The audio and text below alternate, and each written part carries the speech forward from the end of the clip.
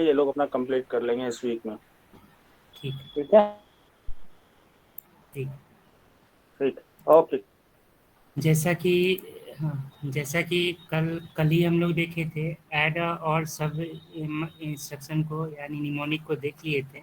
आज addition subtraction के बाद मल्टीप्लिकेशन इंस्ट्रक्शन को देखते हैं। ठीक है। मल्टीप्लिकेशन इंस्ट्रक्शन का है कि इसका जो सिंटेक्स होता है, आपको लिखना है एमयूएल, और उसके बाद एक आप यहाँ पे सोर्स ऑपरेंड पास करते हैं। This is an unsigned multiplication instruction that multiplies two bytes to produce a word operand, or two words to produce a double word, such as ax equals to al into source। यानी इस चीज़ को समझे कि जब भी आप M करते हैं, ठीक है, तो एम के साथ मान लीजिए कि आपने लिखा एम बी एच या बी एल, मान लीजिए बी एल रखा। इससे पहले आप सपोज कीजिए कि एमओ भी बी एल में डेटा डाल रखे, बी एमओ भी बी एल कॉमा टू कर रखे हैं। ठीक है। और ए एल रजिस्टर पे सपोज कीजिए कि आपने इससे पहले एमओ भी ए एल रजिस्टर पे आपने फोर कर रखा है। ठीक है। तो जब भी ये लाइन लिखेंगे, इस लाइन का मतलब क्या होता है? इस लाइन का मतलब हमेशा एम्यूएल का इंस्ट्रक्शन ऐसे लिखा जाएगा, तो इसको का कम जो असेंबलर है वो इंटरनली कुछ इस तरीके से ट्रीट करता है। एम्यूएल ए एल, ठीक है, ए एल बी एल। ठीक है। यानी आप यहाँ एम्यूएल इंस्ट्रक्शन के साथ एक सिंगल इंस्ट्रक्शन पास ऑन करना है। ठीक। और जब आप ये लाइन लिखेंगे, तो इसको असेंबलर इंटरनली इस तरीके से कन्वर्ट कर देता है। ठीक है। हमें लिखना बस इतना ही है। यहाँ पे आप एम बी एल लिखिए या सी एच लिखिए या डी एल लिखिए, कोई भी रजिस्टर लिख सकते हैं। लेकिन जो रजिस्टर आप यहाँ पे नाम देंगे, वो हमेशा किसके साथ डेस्टिनेशन ऑपरेंड के रूप में ऐड होगा? ए एल रजिस्टर के साथ। यानी इस लाइन का जो हमारे आपके समझने के लिए जो मीनिंग होगा, वो ये होगा L equals to L multiplied by B L. ठीक है। अगर इसी तरीके से मान लीजिए यहाँ बी एल की जगह पे आपने सी एल कर दिया, अगर यहाँ सी एल रजिस्टर रख देते, तो यहाँ भी आपको सी एल लिखना पड़ेगा, यानी यहाँ भी सी एल लिखना पड़ेगा। तो अब यहाँ क्या हो जाएगा? सी एल हो जाएगा। समझ आया? यानी जैसे हम ऐड के केस में दो इंस्ट्रक्शन, ऐड निमोनिक के साथ या ऐड इंस्ट्रक्शन के साथ दो रजिस्टर पास करते थे, कोई भी दो रजिस्टर भेज सकते थे या एक रजिस्टर और दूसरा वैल्यू भेज सकते थे, वैसे हमें एम्यूएल के साथ हमेशा क्या भेजना है? केवल एक ही रजिस्टर का नाम भेजना है। ठीक है। और एम्यूएल के साथ जो रजिस्टर का नाम भेजेंगे, वो हमेशा किससे मल्टीप्लाई होगा? एल के साथ। क्योंकि मल्टीप्लाई असेंबलर में इंस्ट्रक्शन पहले ही बता दिया गया है कि एम्यूएल का जो रिजल्ट होता है, वो हमेशा एक्यूमुलेटर के पास स्टोर होता है। ठीक है। तो आपको केवल सोर्स ऑपरेंड बताना होता है। एम्यूएल और डिव इंस्ट्रक्शन के साथ आपको केवल सोर्स ऑपरेंड बताना है, डेस्टिनेशन ऑपरेंड बताने की जरूरत नहीं है। डेस्टिनेशन ऑपरेंड हमेशा फिक्स होता है, जो कि एल रजिस्टर यानी एक्यूमुलेटर होता है। समझ आया?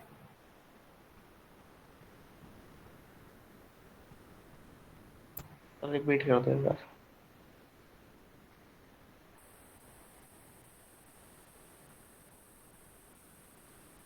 हमने ये कहा है कि जब आप मैं दो इंस्ट्रक्शन को मल्टीप्लाई करते हैं, सपोज करिए कि आपको 2 × 3 को मल्टीप्लाई करना है असेंबली में, तो आपको क्या करना होगा? सबसे पहले इस टू वाले वैल्यू को सपोज कीजिए कि आपने स्टोर कर दिया एमओ भी एल, एल में आपने रख रखा है 2। उसके बाद दूसरा सपोज कीजिए कि 3 को आपने स्टोर कर रखा है बी ए एल कॉमा 3। ठीक है। तो आपको क्या लिखना होगा? आपको लिखना होगा M U L, M U L B L. ठीक है। आपको असेंबली में हमेशा एक ही लाइन लिखना होगा। ठीक है, ये चीज़ लिखना होगा। जब आप ये लाइन लिखोगे, तो असेंबलर क्या करेगा? इस कोड को इंटरनली कैसे कन्वर्ट कर देगा? M U L A L comma B L. ठीक है। जहाँ पे एल आपका डेस्टिनेशन ऑपरेंड, ठीक है, डेस्टिनेशन ऑपरेंड होता है, डीओ होता है, और बीएल आपका सोर्स ऑपरेंड एसओ होता है, ठीक है। जब आप इलाइन असेंबलर कन्वर्ट करेगा, इसका मतलब इनडायरेक्टली क्या लिखा गया, L equals to L multiplied by BL, ठीक है।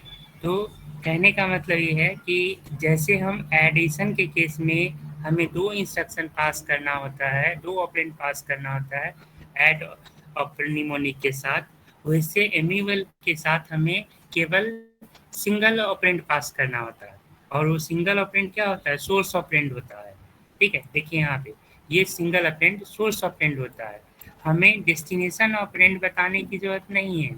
क्यों नहीं है?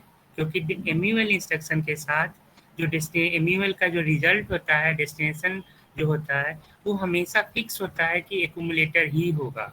तो आपको केवल सोर्स ऑपरेंड बताने की जरूरत है, डेस्टिनेशन बताने की जरूरत नहीं होती है। समझ आया?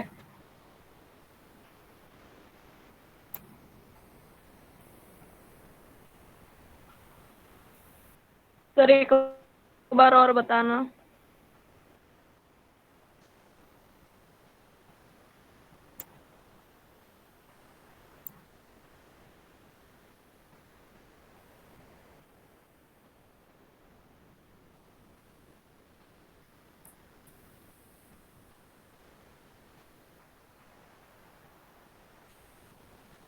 आपको मल्टीप्लाई करना है दो नंबर को, ध्यान से सुनिए, आपको मल्टीप्लाई करना है दो नंबर को, ठीक है। वो नंबर क्या है, 2 है और 3 है। इस 2 और 3 को मल्टीप्लाई करके रिजल्ट आपको बताना है।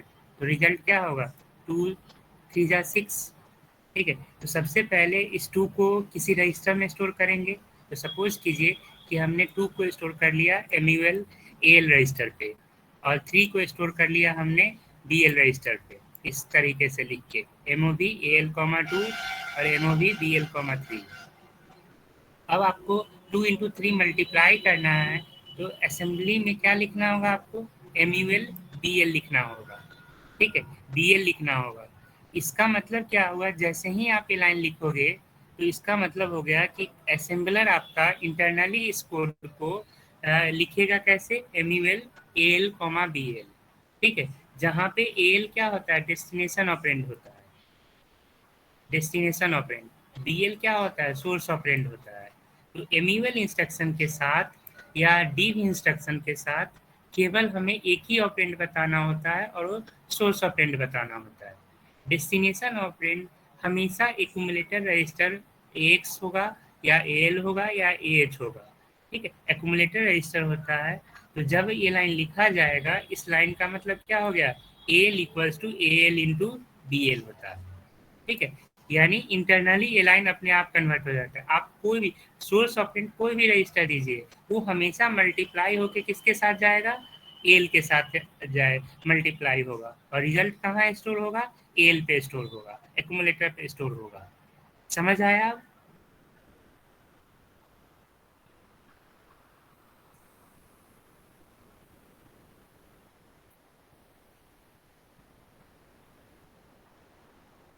आप वैल्यू कुछ भी स्टोर करेंगे तो सबसे पहले आप रखें एक्स रजिस्टर पे, लेकिन वो स्टोर हमेशा यूजर का अगर वैल्यू है तो एल रजिस्टर पे ही होता है, ठीक है। आप इसको ऐसे समझ सकते हैं।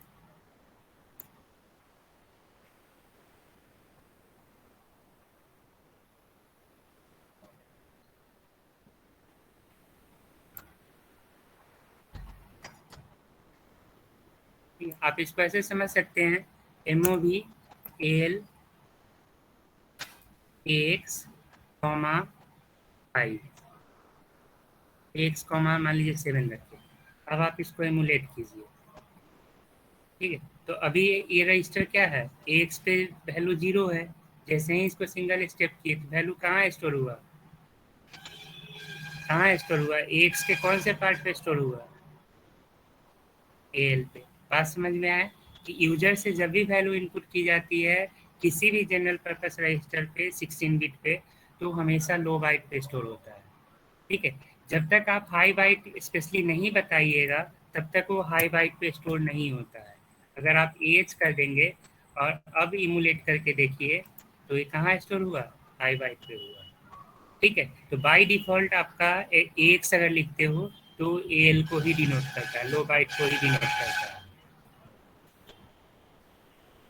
समझ आया? सर ये वैसे हम पे डिपेंड करता है कि हम हाई हाई जी सर। उस पे करते हैं या फिर लो पे करते हैं, हाई बाइट या लो।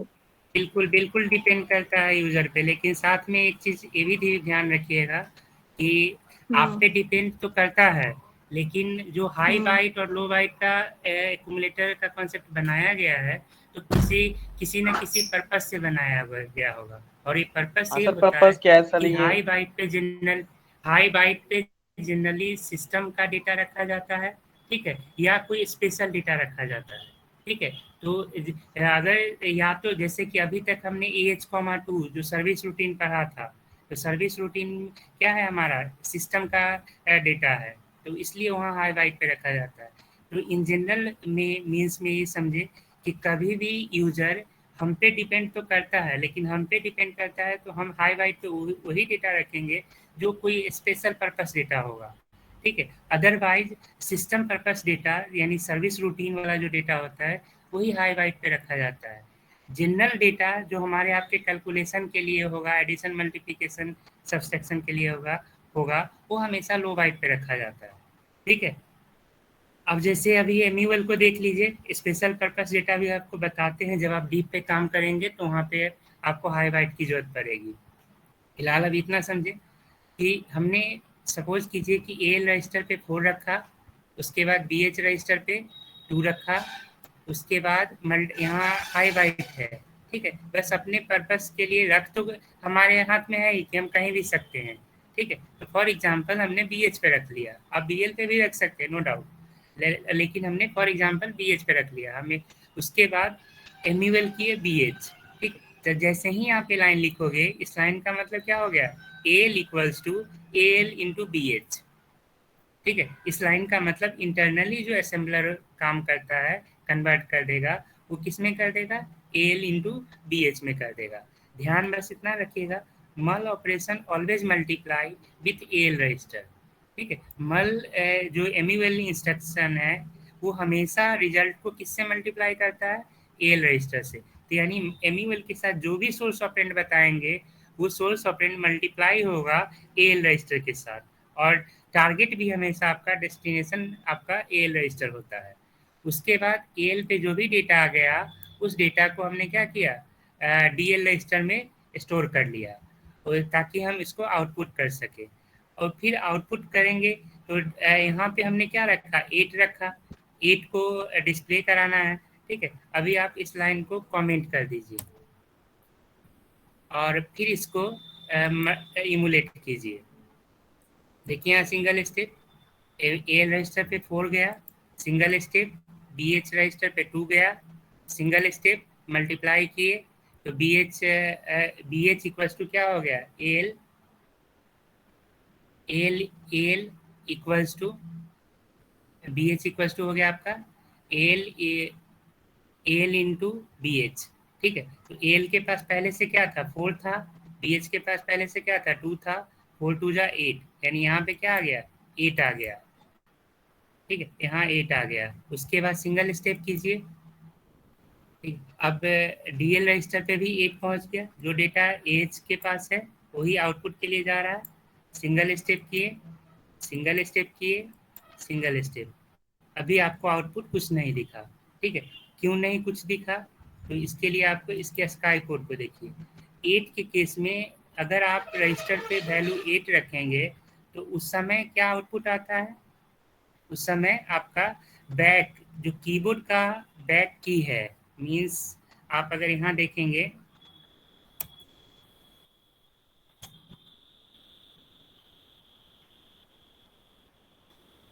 तो कीबोर्ड पे जो आपका ये बैक बैक बैक ये जो की है, ठीक है, जो लेफ्ट से करेक्टर मतलब अपने लेफ्ट में करेक्टर को डिलीट करता है, इस की का स्काई वैल्यू है 8। समझ में आया, हेलो बोलिए। जी सर, जी यस सर। सर। ठीक है। तो आप, लेकिन आपको क्या करना था, आपको तो ये वाला 8 डिस्प्ले कराना है। ठीक है, आपको तो ये वाला 8 डिस्प्ले कराना है। ठीक है, तो इस 8 के लिए रजिस्टर पे क्या रखना होगा, रजिस्टर पे रखना होगा 56। ठीक है, तो रजिस्टर पे 8 की जगह पे 56 अगर रखेंगे, तभी जाके वो क्या स्टोर करके दिखाएगा, वो हमें रखेगा, दिखाएगा आपको 8। तो इसको, इस 56 को हेक्साडेसिमल में कन्वर्ट करेंगे। हेक्साडेसिमल वैल्यू देखते हैं, ये जो डेसिमल वैल्यू 56 है, उसका हेक्साडेसिमल वैल्यू क्या है, 38।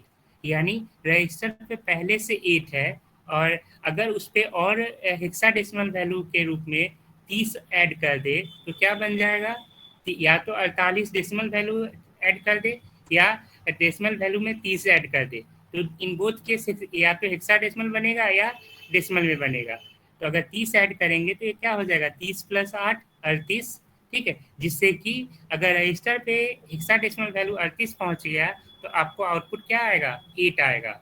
इसलिए यहाँ पे हम लोग क्या करते हैं, इस लाइन को डीएल रजिस्टर पे 30 ऐड कर देते हैं।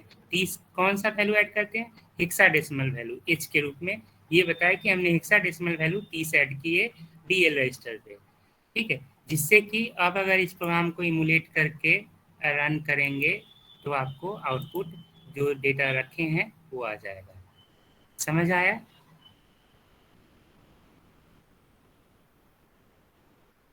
जी सर। समझ आया? जी सर, जी sir. Sir. Yes sir. Yes sir.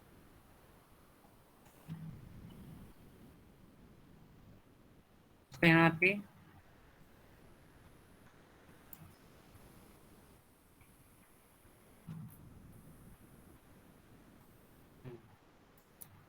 यहाँ से लाइन हटा दीजिए, यहाँ से भी ये लाइन हटा दीजिए, और अब आप इसको एमुलेट कीजिए।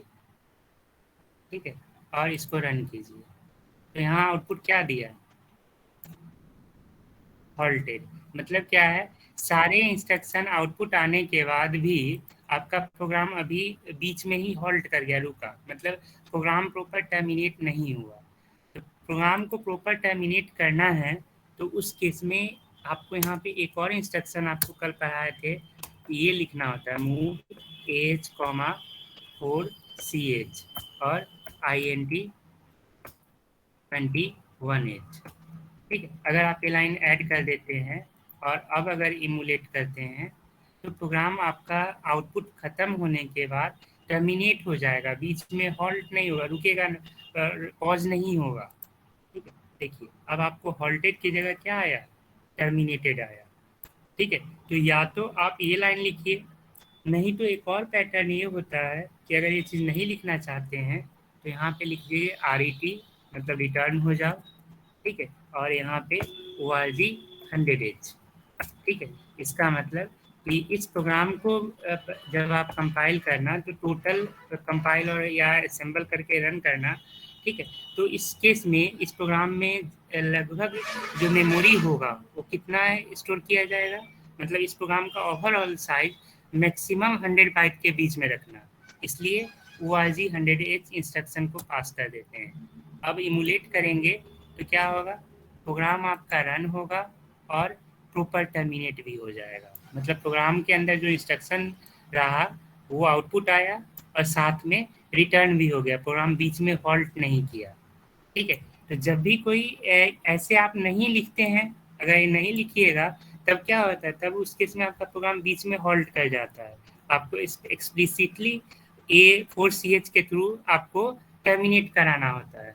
ठीक है, तो इसीलिए हम लोग ये इंस्ट्रक्शन लिख देते हैं ORG 100H और RET, जिससे कि प्रोग्राम का मेमोरी बता दिया जाता है कि हम इस प्रोग्राम के लिए 100 बाइट एलोकेट किए हैं, और दूसरा प्रोग्राम प्रॉपर टर्मिनेट होना चाहिए जब हमारा इंस्ट्रक्शन खत्म हो जाए। समझ आया? अगला है, इसके बाद अभी तक हमने एडिशन, सब्सट्रैक्शन, मल्टीप्लिकेशन देख लिया। नेक्स्ट है आपका डिवीजन।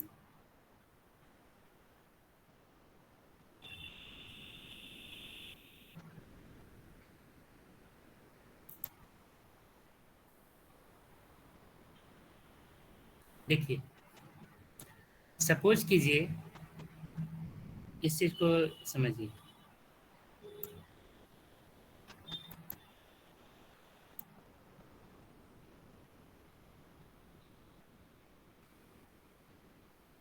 आपको मान लीजिए 5 को 2 से डिवाइड करना है, ठीक है। तो ये क्या आ जाएगा, 2 2 जा 4, रिमाइंडर क्या आया, रिमाइंडर आया आपका 1, ठीक है। तो ये जो डेटा है इसको हम लोग रिमाइंडर बोलते हैं, ठीक है। और सी लैंग्वेज में इस डेटा को स्टोर करने के लिए आपके पास अलग से एक मॉडुलस ऑपरेटर है, ठीक है। यानी ये डेटा कब आएगा, जब आप 5 मॉड 2 करोगे, ठीक है। और ये डेटा, इसको हम लोग क्वोशेंट बोलते हैं, ये कब आता है, जब आप सी लैंग्वेज में 5/2 करते हो, ठीक है। तो इस केस में रिजल्ट क्या आता है, 2 आता है सी लैंग्वेज में। तो सी लैंग्वेज में आपके पास एक मॉड ऑपरेटर दिया गया है और एक डिवाइड ऑपरेटर दिया गया है, लेकिन असेंबली में केवल आपको एक ही इंस्ट्रक्शन दिया गया है जिसका नाम है div, ठीक है। आपके पास एक ही इंस्ट्रक्शन है जिसका नाम है div। तो हमें यही काम परफॉर्म करना है। अच्छा, div के साथ हमने क्या रखा, ये जो 5 है इसको रख दिया AL रजिस्टर पे, और ये जो 2 है इसको रख दिया हमने BH रजिस्टर पे, ठीक, इसको रख दिया BH रजिस्टर पे। तो जब भी आप अब इसको div यूज करना है तो आपको क्या लिखना होगा, div, और div के साथ हमेशा एक ही इंस्ट्रक्शन पास होता है, और वो इंस्ट्रक्शन क्या होगा, div, इस BH BH के यहाँ पे BH लिख दीजिए, ठीक है। तो जब आप ये लाइन लिखेंगे इसका मतलब जो असेंबलर है वो इसको क्या समझेगा, इसको समझेगा AL equals to AL divide by BH, ठीक है। AL divide by BH BH, into ठीक है। L। तो अब इससे क्या होगा, इससे ये जो डेटा ये इस तरीके से कन्वर्ट हो जाएगा, ठीक है। यानी कि सर यानी ये एल को अपने साथ हमेशा लेकर चल रहा है ये। बिल्कुल अपने साथ लेके चलता है, यानी यहाँ पे AL कॉमा BH, और साथ में ये अपने साथ ले लेता है D, ठीक है। जहाँ AL हो इसका हो गया डेस्टिनेशन ऑपरेंड, और BH हो गया आपका सोर्स ऑपरेंड, ठीक है। तो ये इंटरनल टास्क परफॉर्म होता है। एक और चीज, जब आप ये लाइन एक्सिक्यूट होगा एल div AL कमा BH, तो इस समय ये जो डेटा होता है वो अगेन AL पे स्टोर होता है, ठीक है, जो कि रिजल्ट होता है परसेंट वाला वैल्यू। और जो रिमाइंडर वाला वैल्यू है वो अपने आप स्टोर करता है हाई बाइट पे, यानी AH पे। रिमाइंडर वाला डेटा जब आप ये टास्क परफॉर्म करेंगे div के साथ, तो जो भी रिजल्ट आएगा वो इसको AH में स्टोर कर लेता है। तो हमें क्या करना है, हमें रिमाइंडर को भी देखना है और क्वोशेंट को भी देखना है। इसके लिए इंस्ट्रक्शन लिखें, सबसे पहले AL में 5 रख दिए, फिर BH में 2 रख दिए, उसके बाद div ऑपरेशन परफॉर्म किए, div BH, ठीक है। तो इसका मतलब क्या होगा, internally assembler AL equals to AL divided by BH, यानी note that div operator always works with AL register, ये ध्यान रखिएगा। जैसे ही डिवाइड करेंगे तो इसका जो डेटा आएगा वो कहाँ चला जाएगा, AL के पास। जो क्वोशेंट वैल्यू होता है वो AL के पास जाता है, तो AL के डेटा को मूव कर लिए CL में, ठीक है। और उसमें 30H मतलब हेक्साडेसिमल वैल्यू जोड़ के उसको डिस्प्ले करा लेते हैं, और जो रिमाइंडर वाला डेटा है उसको CH पार्ट पे हाई बाइट पे रख लेते हैं।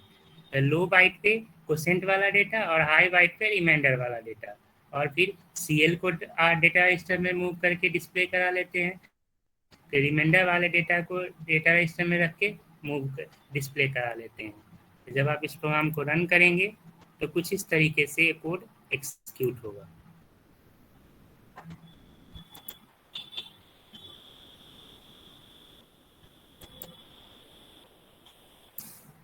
ठीक है, 2 आपका डेटा हो गया इसका क्वोशेंट वाला, और 1 हो गया रिमाइंडर वाला। समझ आया?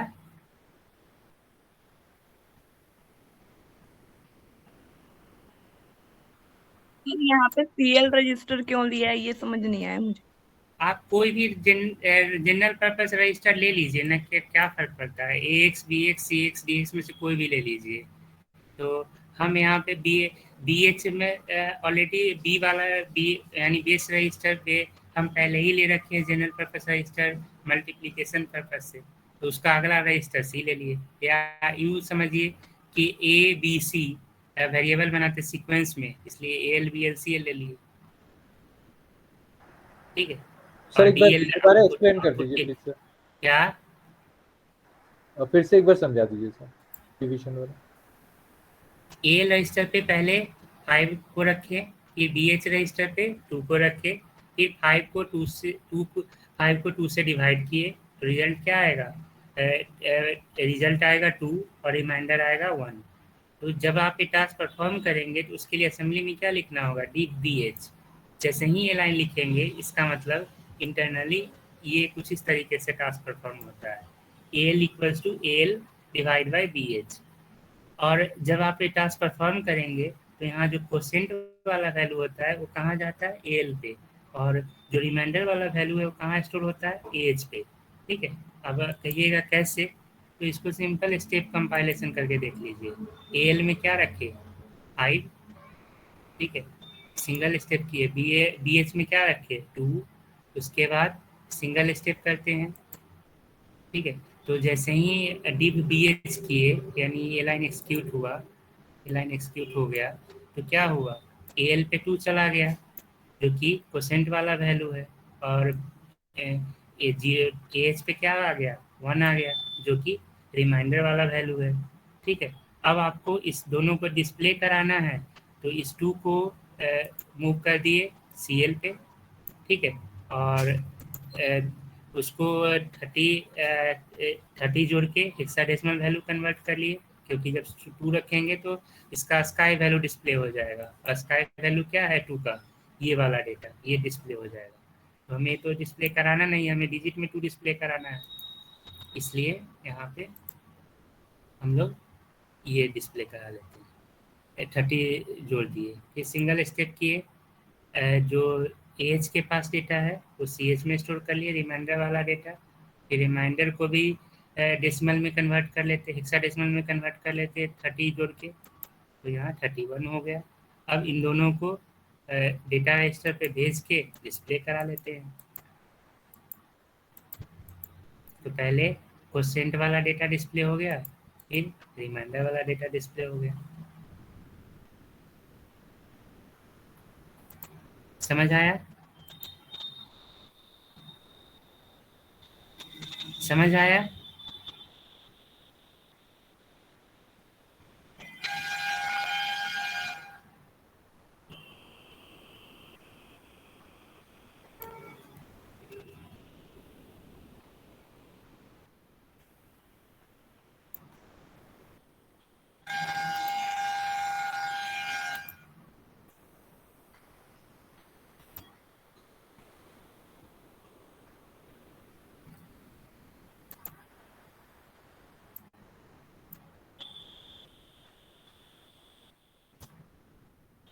इसी तरीके से सपोज कीजिए कि आपके पास अगला इंस्ट्रक्शन है एमओ,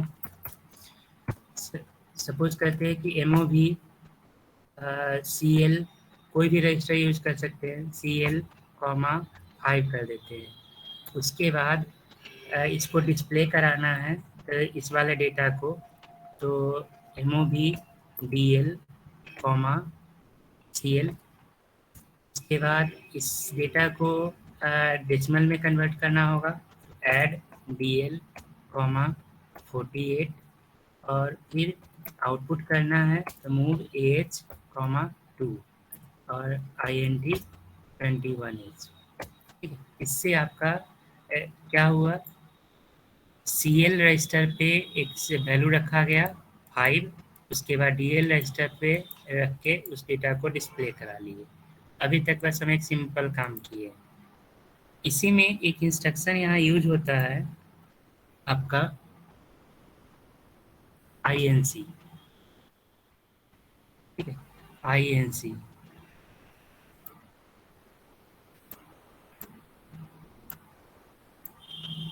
ठीक है, INC क्या करता है, इंक्रीमेंट करने के लिए काम आता है। तो INC कैसे काम करता है, सो देखिए, आप सिंपली क्या करें, डेटा INC कर दीजिए। ठीक है, INC कर दीजिए CL को इंक्रीमेंट कर देते हैं, मतलब CL पे पहले से 5 है। ठीक है, या सपोज करें DL पे ही रख लेते हैं, DL पे पहले से 5 है। ठीक है, उसके बाद अब इस डेटा को डिस्प्ले करा लेते हैं। यहाँ से जो डेटा है,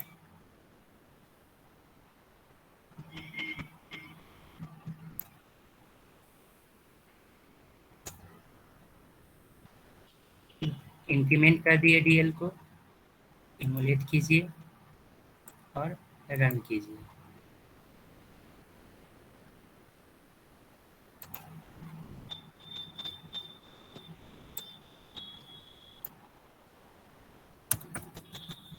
अभी लाइन नहीं है।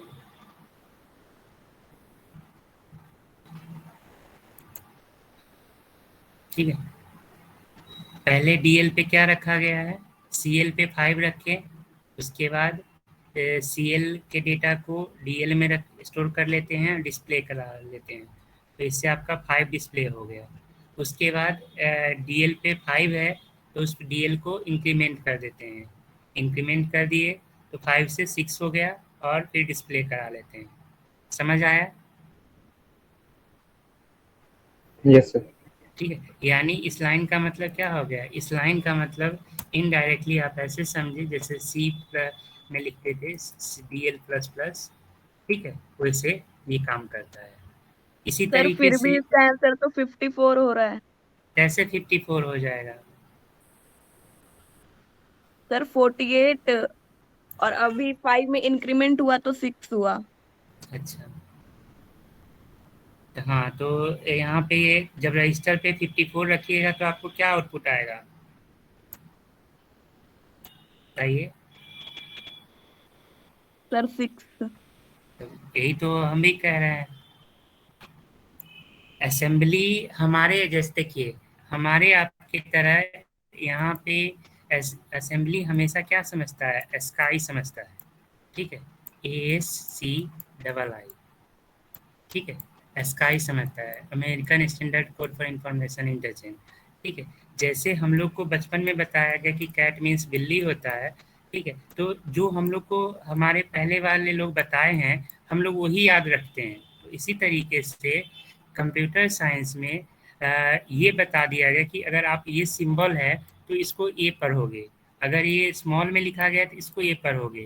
ठीक है, अगर आपको 1 है तो इस 1 को कंप्यूटर नहीं समझता है। कंप्यूटर क्या समझता है, कंप्यूटर इसको 0 और 1 के रूप में कन्वर्ट करेगा।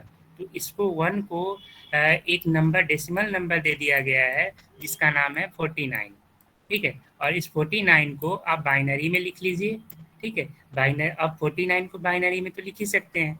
49 को बाइनरी में लिखेंगे तो जो डेटा आएगा उस डेटा को कंप्यूटर समझ पाता है। तो इसीलिए American standard code for information intelligence कि हम जो समझते हैं उसको आपको ऐसे समझना है। जैसे आपको हिंदी समझ में आती है, अंग्रेजी नहीं आती, तो क्या करते हैं, गूगल ट्रांसलेटर को यूज़ करते हैं कि आप हिंदी में लिखिए, गूगल ट्रांसलेटर आपको अंग्रेजी में कन्वर्ट कर देता है। वही काम यहाँ स्काई करता है। तो जो असेंबलर है वो आपका क्या समझता है, स्काई समझता है, और हम आप डेसिमल नंबर समझते हैं। तो हमें जब भी डेटा को असेंबलर को समझाना है कि हमारे हिसाब से बताओ, तो आपको स्काई वाला वैल्यू देना होगा। समझ आया? यस सर, समझ में तो आ गया, लेकिन जैसे कि आउटपुट में 56 नजर आ रहा था, इसलिए मैं पूछ रही थी। लेकिन अब मुझे पता चल गया 5 से बढ़ के 6 हो गया है, हाँ इसलिए। हाँ, ठीक है। इसी तरीके से इसका जस्ट उल्टा होता है एक इंस्ट्रक्शन DEC। ठीक है, ये क्या काम करता है, डिक्रीमेंट करने के लिए यूज होता है DEC। ठीक है, इसका मतलब DL माइनस माइनस हो जाएगा। ठीक है, अब इसको एमुलेट कीजिए और रन कीजिए। तो पहले 5 था, इससे इंक्रीमेंट हुआ तो 6 हुआ, और फिर डिक्रीमेंट हुआ तो 5 हो गया। समझ में आया? तो जब आप लूप वगैरह पढ़ोगे उस समय इन सब इंस्ट्रक्शन का यूज करोगे। क्लियर है? सर अगर मुझे 2 बार डिक्रीमेंट करना है तो डीईसी 2 बार लिखना है? एक बार और डीईसी डाल दीजिए, ओके। यहाँ पे डाल दीजिए।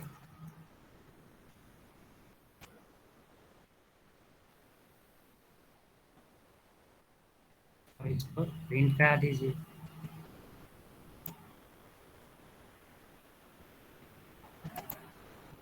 देखिए 5 था, 6 हुआ, फिर 5 हुआ, फिर 4 हुआ।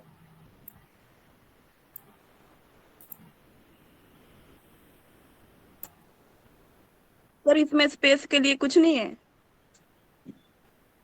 सब है लेकिन अभी बताएंगे तो समझ नहीं आएगा। ठीक ओके। है, अभी टाइम लगेगा, एक एक करके समझिए। जितना बता रहे हैं उतना समझ में आ जाए वही बहुत है अभी।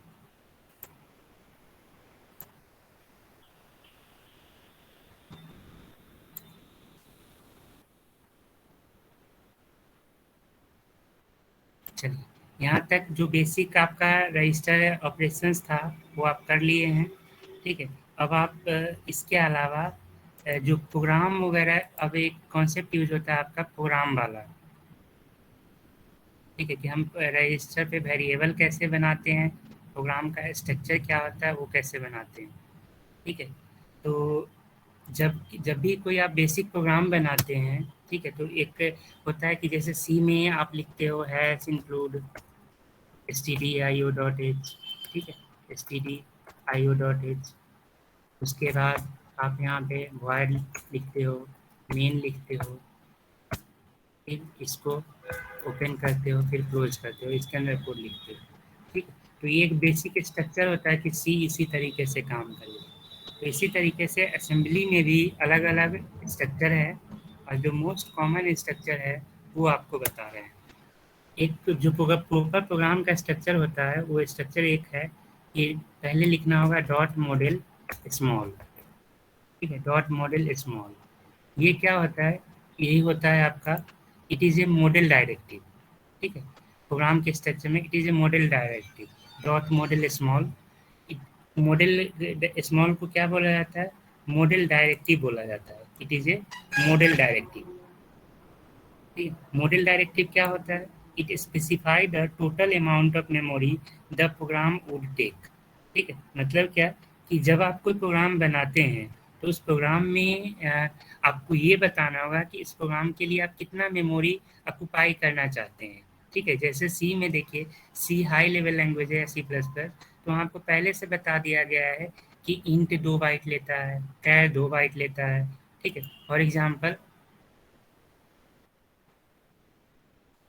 अगर आपने यहाँ पे इस तरीके से वेरिएबल बना लिया इंट ए कॉमा बी कॉमा सी, तो इसका मतलब आपको पहले से पता हो गया है कि इसको ये प्रोग्राम जब ऑक्युपाई होगा तो टोटल 6 बाइट मेमोरी ऑक्युपाई करेगा। कैसे पता है? क्योंकि ये जो डेटा टाइप है, ये डेटा टाइप आपको क्लियरली बताया गया है कि data type identify the type of data and associated operations of being handling it. ठीक है, यानी डेटा टाइप क्या बताता है कि किस तरह के डेटा से आप हैंडल करने जा रहे हैं और उसको कितना साइज लगेगा।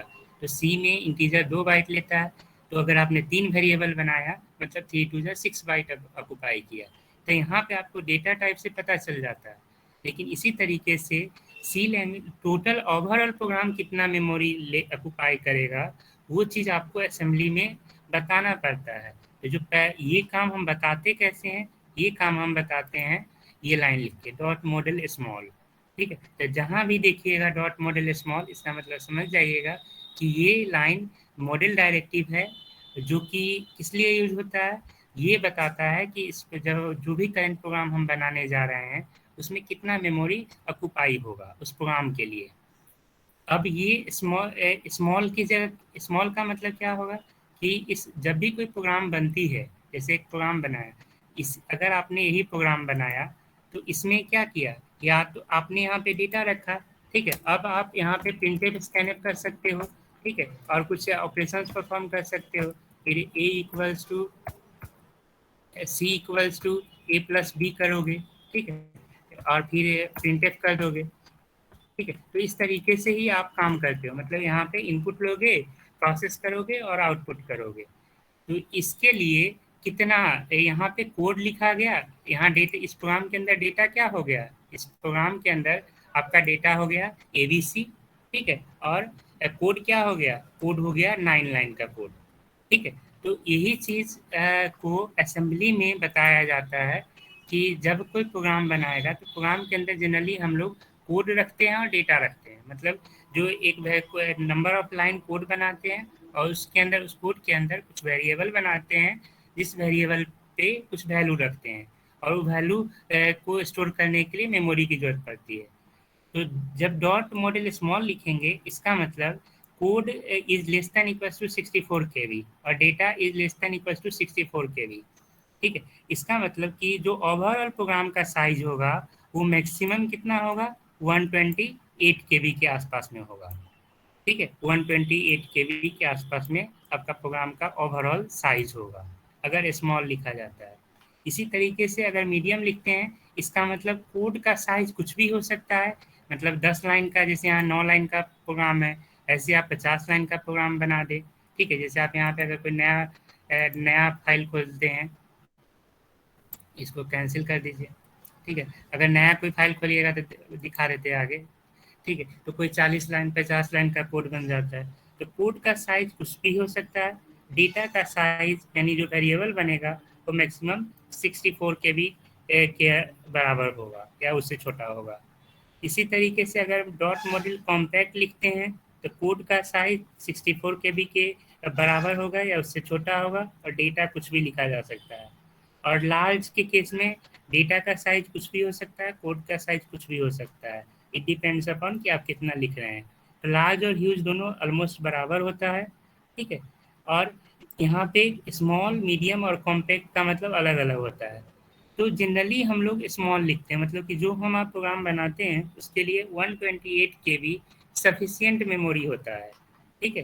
तो बस इतना समझे। आपको वाइवा में पूछा जाएगा what is dot model small, तो बताइएगा it is a model directive, it is used to specify the total amount of memory the program would take, यानी 128 KB मैक्सिमम आपका प्रोग्राम बना लेगा जब आप डॉट मॉडल स्मॉल लिखते हैं। दूसरा होता है डॉट स्टैक 100H, ये स्टैक सेगमेंट डायरेक्टिव है, ठीक है। ये क्या बताता है कि ये है जो स्टैक एलोकेट होगा जब आप इस प्रोग्राम को इमुलेट करते हो, तो इमुलेट करने के साथ यहाँ पे कोड में एरर है, जैसे मान लीजिए MOV CL 5 करके, और अब इमुलेट करते हैं तो देखिए इसके साथ कुछ मेमोरी ब्लॉक ऑक्युपाई होते हैं, जैसे ये स्टैक सेगमेंट रजिस्टर। तो जो स्टैक रजिस्टर लोड होता है इमुलेटर के साथ, इसका जो मैक्सिमम साइज होगा वो 100H के बराबर होता है, यानी 100 KB के बराबर होता है। तो स्टैक सेगमेंट डायरेक्टिव जो ये लाइन लिखे, इस डायरेक्टिव को कितना मेमोरी मिलेगा वो हम बताते हैं अपने प्रोग्राम के कोड के थ्रू। उसके बाद अगला होता है डॉट डेटा।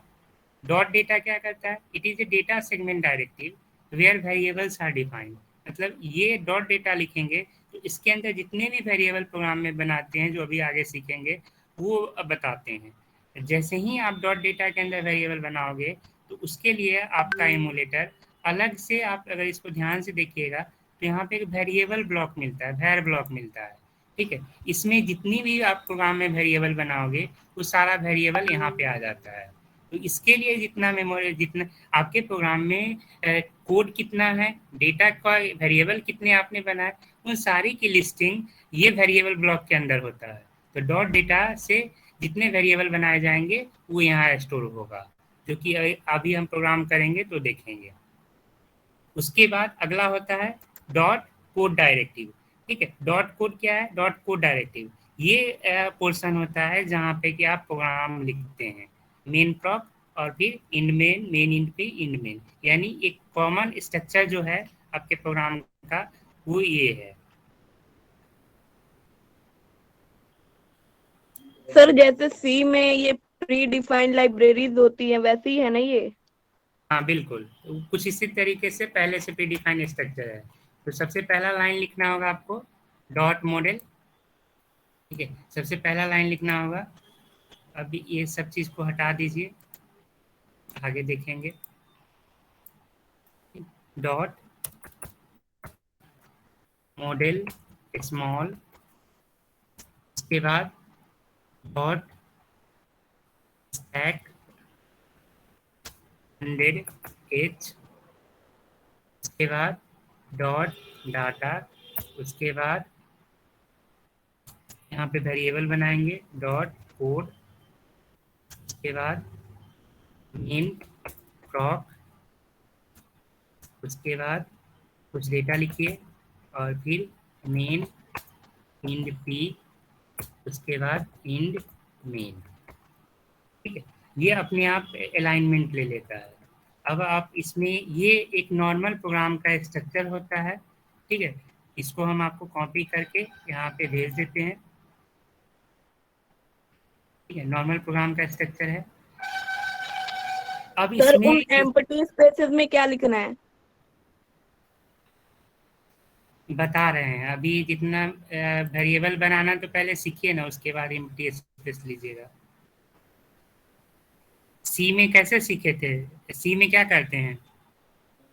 सर मेरे कहने का मतलब ये है कि जो आपने ये लाइन से छोड़ रखे हैं ना, यहाँ पे हमें क्या डिफाइन करना है? अभी तो आप करवा यहाँ ही पे रहे हमें हैं, कमेंट अभी डाल करवा कर रहे हमें हैं, दीजिए। अभी करवा रहे हैं, देखिए के करवा रहे हैं प्रोग्राम, ठीक है। अभी मतलब एक स्ट्रक्चर बताए हैं, इस हाँ स्ट्रक्चर सर। के अंदर आपको बनाना है, ठीक है। तो अब क्या है, यहाँ पे जो लिखा गया है, यहाँ पे आपको क्या करना है, वेरिएबल्स आर डिफाइंड, ठीक है। तो पहले तो आपको ये पता होना चाहिए कि वेरिएबल क्या लिखा है, कैसे बनता है असेंबली में। तो वेरिएबल कैसे बनता है, डेटा टाइप कैसे होता है, वो चीज़ बताना है। यहाँ देखिए, वेरिएबल बनाने के लिए आपको यहाँ पे लिखना होता है, जो सिंटेक्स होता है वो होता है वेरिएबल का नाम लिखना है, ठीक है। उसके बाद उसका डेटा साइज बताना है, ठीक है, और फिर उसकी वैल्यू बतानी है, ठीक है। तो वेरिएबल असेंबली में कैसे बनाते हैं, वेरिएबल बनाने के लिए वेरिएबल का नाम, उसका डेटा साइज, उसकी वैल्यू बतानी होती है। जैसे मान लीजिए कि हमने ये लाइन लिखा var1 db49, ठीक है। तो यहाँ पे वेरिएबल अगर हम बनाना चाहते हैं, जैसे 3 वेरिएबल बना लेते हैं, var db1 db, यहाँ var1 मतलब पहला वेरिएबल, var1 db49, ठीक है। इसका मतलब वैल्यू, इस लाइन का मतलब क्या हो गया कि आपने एक var1 नाम का वेरिएबल बनाया जिसमें वैल्यू 49 रखा। इसी तरीके से अगर दूसरा वेरिएबल बनाते हैं var2 db और क्वेश्चन मार्क, ठीक है, क्वेश्चन मार्क, इसका मतलब क्या हो गया, हेलो सर। होगा कि var2 इक्वल्स टू 0, ठीक है। सर इसी तरीके, हाँ बोलिए। सर ये वेरिएबल 1 और डीबी क्यों लगाते हैं सब में? बता रहे हैं ना पूरा, एक बार कंप्लीट तो करने दो ना। var3 db, उसके बाद आप यहाँ पे डबल कोट्स में मान लीजिए ये लिखा हेलो, और इसको स्ट्रिंग, अगर स्ट्रिंग बनाते हैं तो स्ट्रिंग बनाने के लिए मोस्ट प्रोबेबली शायद इससे टर्मिनेट करते, डॉलर सिंबल से।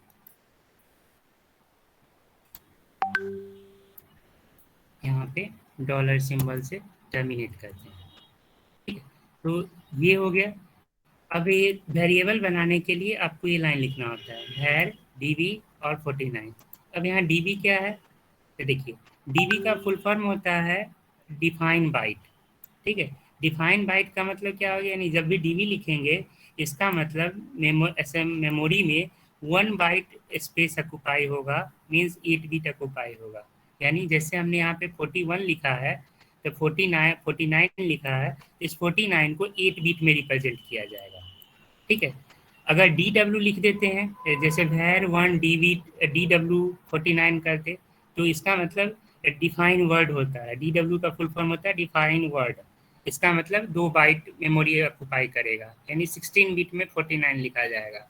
इसी तरीके से डी डी होता है डिफाइन डबल वर्ड, इसका मतलब होता है, डिफाइन डबल वर्ड का मतलब 4 बाइट, मतलब 32 बिट। यानी अगर आप ये लाइन लिखते हो A D D D D और मान लीजिए 42, ठीक है, तो इस 42 को 32 पे रिप्रेजेंट किया जाएगा, इसी तरीके से DQ लिखते हैं, अगर DV की जगह DQ लिखते तो DQ का फुल फॉर्म होता है डिफाइंड क्वाड वर्ड, मतलब 8 बाइट, 8 बाइट का मतलब 64 बिट।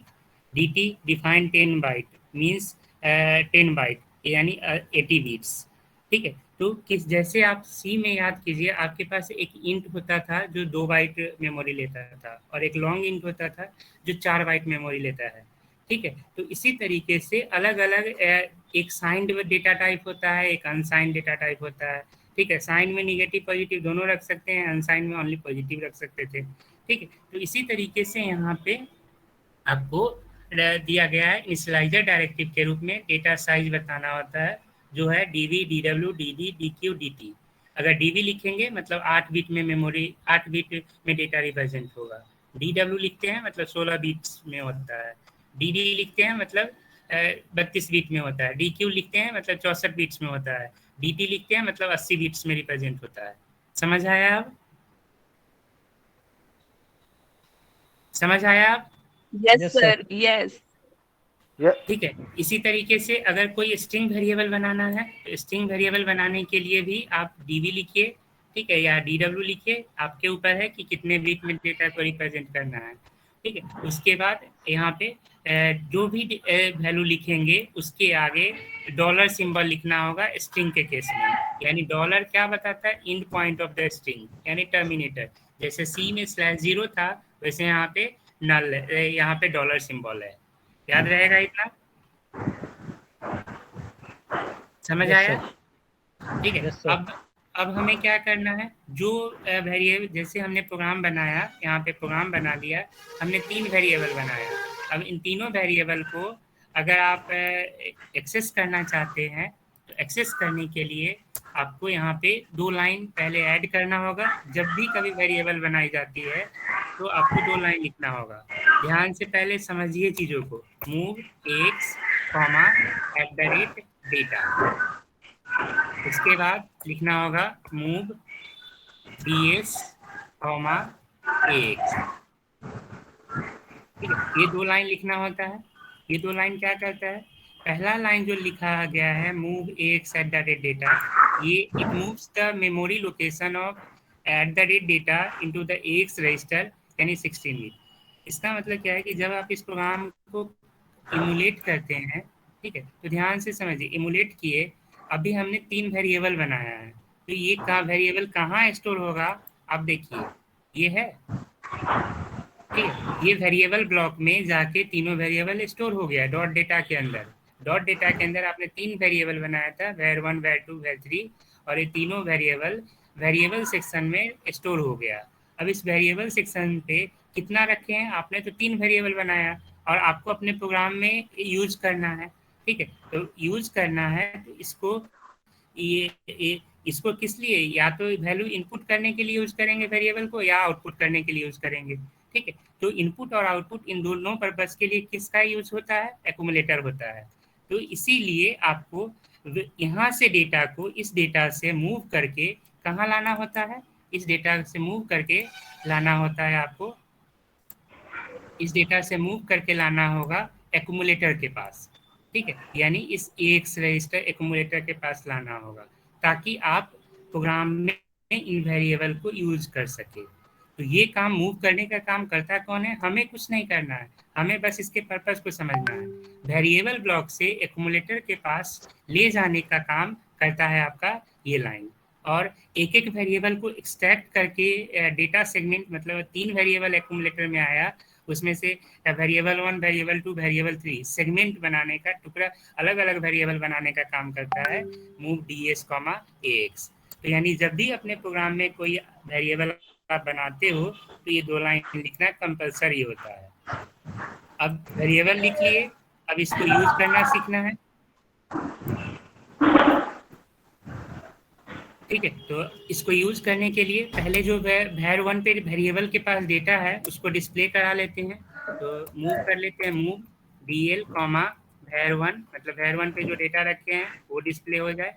ठीक है, उसके बाद मूव h, 2, फिर int 21h। तो इमुलेट कीजिए, और इसको रन कीजिए। यहाँ पे डेटा डिस्प्ले हो गया। अब 1 क्यों आया? क्योंकि रजिस्टर पे आपने 49 रखा है, और 49 की स्काई 49 जो स्काई वैल्यू है उसके बराबर क्या होता है? डेटा 1 होता है। ठीक है, इसके बाद इसी तरीके से अब अगला डेटा मान लीजिए, अगला डेटा आपने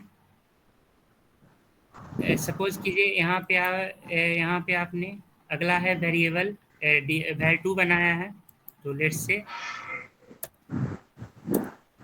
मूव dl कॉमा 2 डाल दिए। उसके बाद मूव var2 वेरिएबल 2 में भी 0 है, उस पर dl की वैल्यू कॉपी कर दो। फिर अब उस डेटा को डिस्प्ले कराना है, ठीक है, dl का डेटा, तो मूव कर दीजिए mov dl कॉमा dl का डेटा dl में चला गया।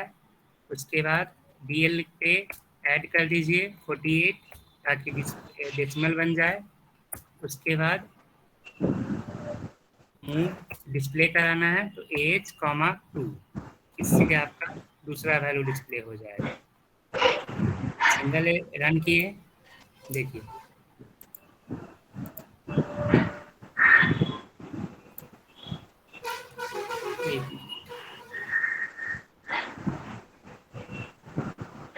माइक ऑफ कर लो आप लोग।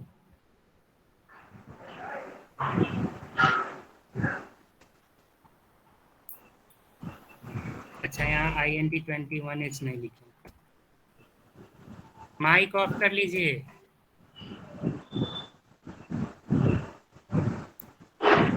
पहला डेटा 1 आ गया, दूसरा डेटा 2 आ गया।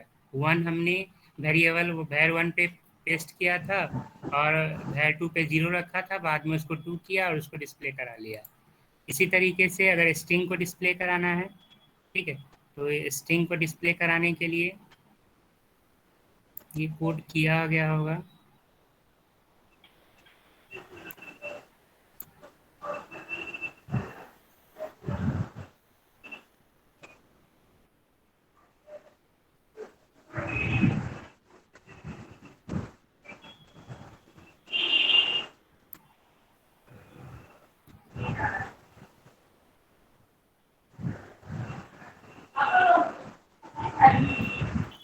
इसी तरीके से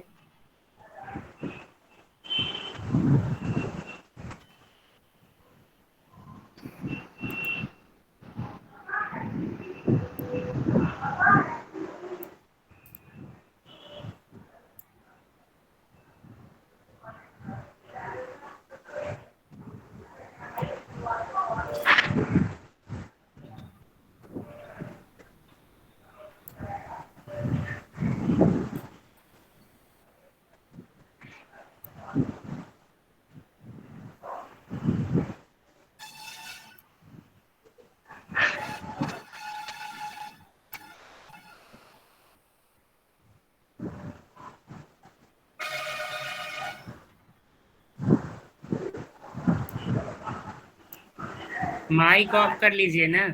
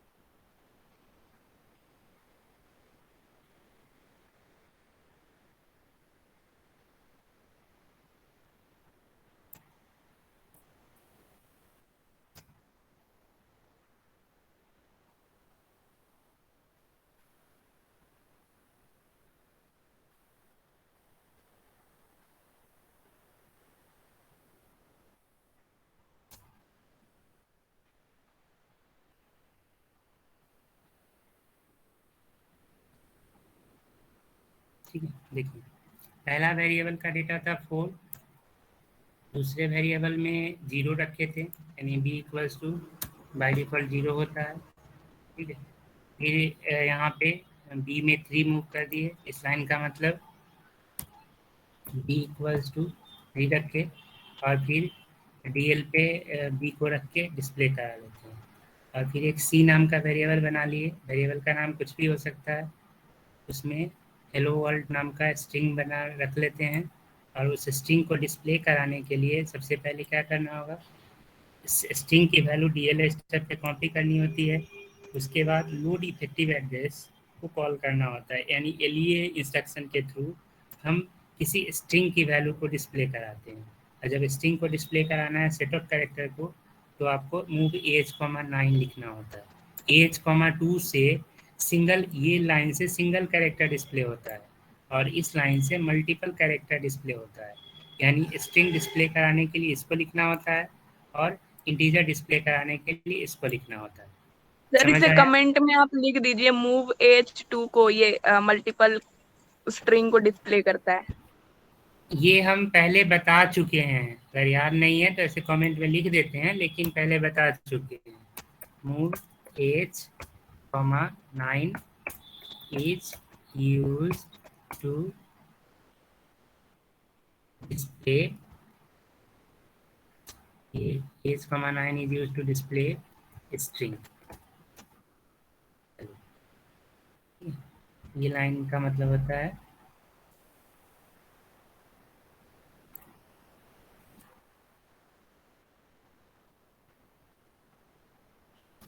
is comma 2 is used to display single digit value।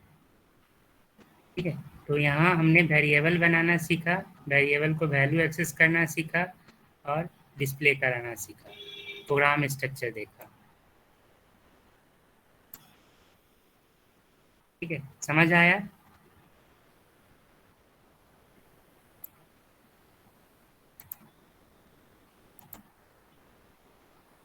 Sir हम लोग यहाँ पर बी वेरिएबल का इस्तेमाल क्यों कर रहे हैं जब हम लोगों ने मैन्युअली इसमें डेटा प्रोवाइड किया है?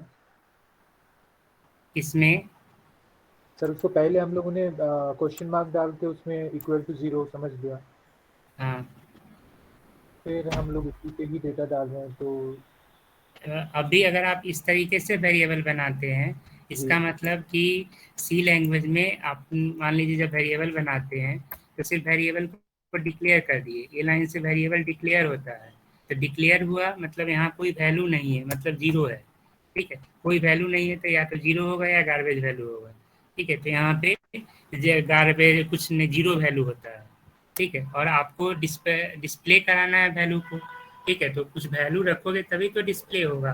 ठीक है, इसलिए मतलब आपने यहाँ पे केवल ये इतना समझे कि आपने केवल वेरिएबल डिक्लेयर किया, जब क्वेश्चन मार्क दे देते हो मतलब वेरिएबल डिक्लेयर कर रहे हो, वेरिएबल को वैल्यू नहीं दे रहे हो। एक होता है डिक्लेरेशन विथ से इनिशियलाइजेशन। ठीक है, तो ये हो गया डिक्लेरेशन विथ इनिशियलाइजेशन और यहाँ पे ओनली डिक्लेरेशन है। ठीक है, तो इस चीज को कंफर्म करने के लिए आपको ये लाइन पूरा लिखना होता है। या ओके सर। पहले सर जैसे हम लोग सी पे कोई डिक्लेयर, अगर वेरिएबल को डिक्लेयर करते हैं, बाद में हम लोग यूजर को पूछते हैं टू गिव सम वैल्यू, यहाँ हाँ, पर भी अगर हम यूजर को पूछते हैं तो हम बी पे ले सकते हैं। Does that mean? बी पे ले, हाँ बिल्कुल बिल्कुल बी पे ले सकते हैं। Okay, thank you. ठीक है, अभी हमने वैल्यू फिक्स कर दिया, आप चाहो तो कि एज कॉमा 1 वन से देके करवा लिए। ओके। ठीक है, और तब आप डिस्प्ले करा सकते हैं। Got it, thank you. ठीक है, तो इतना अभी प्रैक्टिस कर लीजिए। ठीक है, ये सब चीज आपको ब्लॉक में दिया होगा। ठीक है, ब्लॉक में अगर आप ध्यान से पढ़ना, इस ब्लॉक में सारा कुछ दिया होगा जो हम आपको बता रहे हैं। ठीक है, कैसे कीबोर्ड से इनपुट करते हैं, कैसे आउटपुट करते हैं, तो सारा चीज यहाँ पे दिया होगा। वेरिएबल कैसे बनाते हैं। ठीक है, हेलो इसको सर। प्रैक्टिस। हाँ बोलिए। सर जो अभी आप किताब बुक से पढ़ाए थे कॉपी से, नोट्स वे नोट्स सेंड कर दो ग्रुप में। कर देंगे। ठीक है, अभी आप ओके इसको सर। प्रैक्टिस करिए। ठीक है, जितना बताया गया इसको प्रैक्टिस कीजिए। ठीक ओके है, सर। आप कल जो प्रोग्राम बताए थे उसको कीजिएगा। क्या चीज?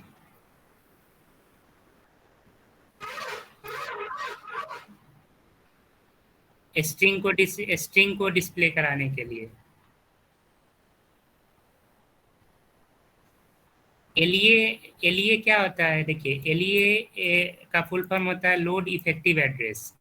ठीक है, लोड इफेक्टिव एड्रेस क्या होता है, it is an indirect instruction used as a pointer in which first variable point for the address of the second variable. ठीक है, मतलब कि जैसे आपने स्ट्रिंग में एक से ज़्यादा कैरेक्टर डिफाइन कर रखा है।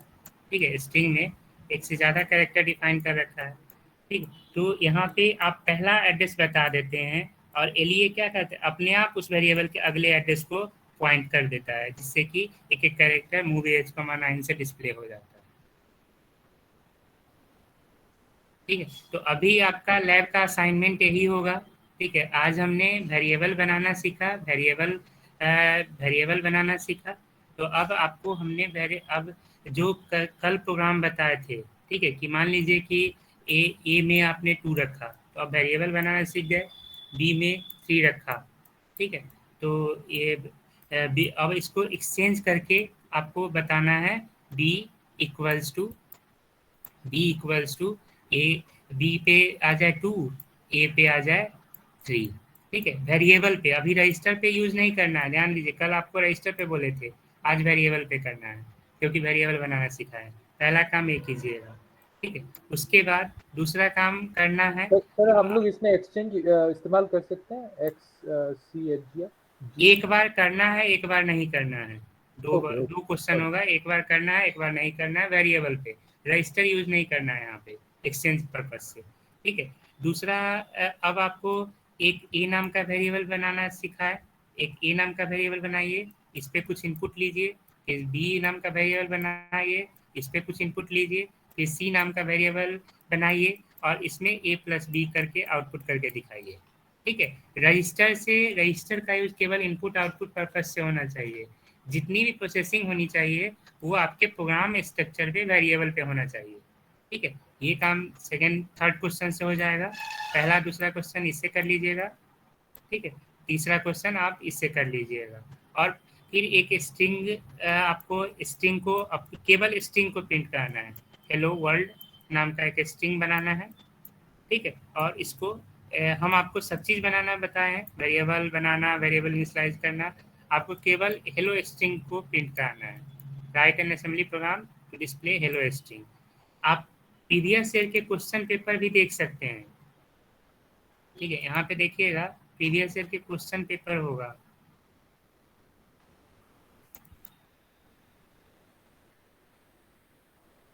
ठीक है, इसमें बहुत सारे ऐसे क्वेश्चन मिल जाएंगे जिसका कि आपको इसका आंसर आप अभी आप कर सकते हो। जैसे यहाँ से देखो, यहाँ पे थ्योरी में भी आपको 20 से 25 नंबर का असेंबली का क्वेश्चन पूछता है। ठीक है, ये लूप का क्वेश्चन है, तो जब लूप पर होगे तब समझ में आएगा।